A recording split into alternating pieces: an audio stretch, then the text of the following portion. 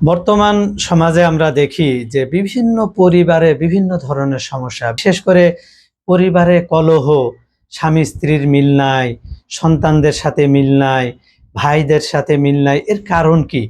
এর একটা কারণ হচ্ছে আমরা পরিবারে মনে করি সবাই আমাদের অধিকার আমাদেরকে নিতে হবে।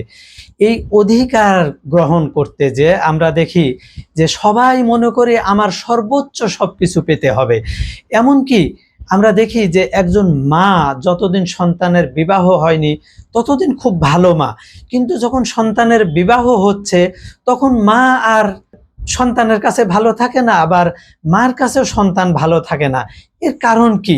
এর একটা কারণ হচ্ছে যে আমরা অধিকার আদায় করতে চাই, মনে করি সবকিছু আমার। স্বামী মনে করে সবকিছু আমার, ওয়াইফ মনে করে সবকিছু আমার, মা মনে করে সবকিছু আমার, সন্তান মনে করে সবকিছু আমার। কিন্তু পরিবার এমনই একটি জায়গা, এমন এক মিলন যেখানে কোনো ধরনের অধিকার নিয়ে জীবন যাপন করা যাবে না।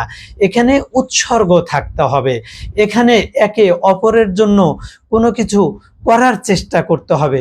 যদি অধিকার গ্রহণ করতে যায় তাহলেই সেখানে কলহ সৃষ্টি হয়ে যাবে, কেউ কারো অধিকার নিয়ে নিজেকে তৃপ্ত মনে করবে না। আসুন, তার সাথে সাথে আমাদেরকে দোয়াও করতে হবে। পবিত্র কোরআনে বলা হচ্ছে, রব্বানা হাবলানা মিন আজওয়াজিনা ওয়া যুররিয়াতিনা কুররাতা আয়ুনিন।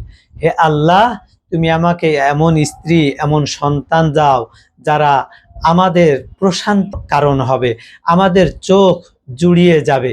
তাহলে আল্লাহর কাছে দোয়া করতে হবে এবং আমাদের ব্যবহারের মধ্যেও পরিবর্তন নিয়ে আসতে হবে। অধিকার আদায়ের তালে থাকলে চলবে না। আল্লাহ রাসূল কি বলছেন? মান হাসুনা ফি আহলি বাইতি জাদা রিজকি।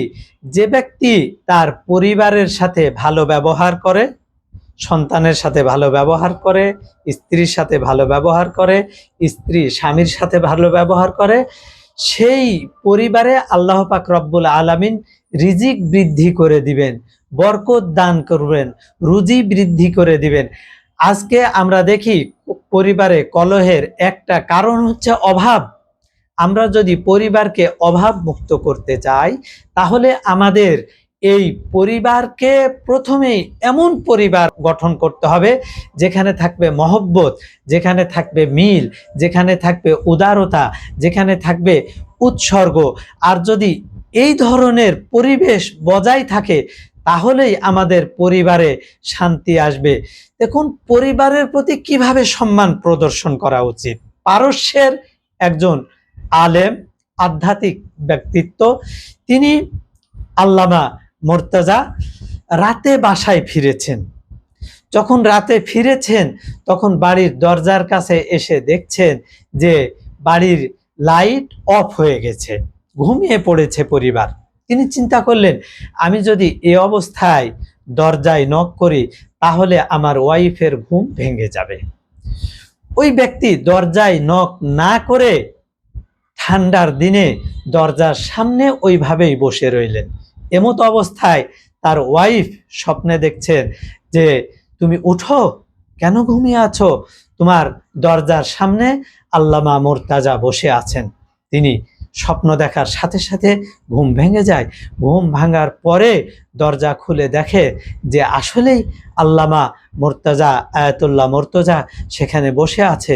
তারপরে তার স্ত্রী তাকে বলছে যে, তুমি কেন আমাকে ডাক দাওনি, কেন নক করনি, তুমি এই শীতের মধ্যে বাড়ির দরজার সামনে বসে আছো? সে বলছে যে, দেখো, আমি এই কারণে ডাকিনি যে তুমি ঘুমিয়ে পড়েছো, সারাদিন কষ্ট করেছো, তোমার ঘুম আমি ভেঙে দিতে চাইনি। তার স্ত্রী বলছে, দেখো, তুমি যে বাড়ির সামনে বসে আছো আমি তা স্বপ্নে দেখেছি। দেখেন, এই হচ্ছে পরিবার, এই হচ্ছে মহব্বত, এই হচ্ছে উদারতা, এই হচ্ছে উদারতা, যে তার ওয়াইফকে সে ঘুম থেকে ডেকে জাগাতে চায় না। তাহলে আমরা কোন আখলাক শিখলাম? আমাদের আদর্শ কেমন হওয়া উচিত? একজন দ্বীনী আলেমের উদারতা এই ধরনের হওয়া উচিত, তার আখলাক এ ধরনের হওয়া উচিত। পারস্যে অর্থাৎ ইরানে একজন আধ্যাত্মিক ব্যক্তিত্ব ছিলেন, যিনি এখন ইন্তেকাল করেছেন, আবুল হাসান খারেকানি। আবুল হাসান খারেকানি একদিন মরুভূমিতে গিয়েছিল কাঁটা জোগাড় করার জন্য। বাড়িতে আগুন জ্বালাতে হবে, রান্না করতে হবে, বাড়ি গরম করতে হবে, এই কারণে, কেননা সেখানে প্রচুর শীত পড়ে। আবুল হাসান খারেকানির রওজায় আমি গিয়েছি, তার মাজার জিয়ারত করেছি। তো তার একজন ভক্ত এসেছে।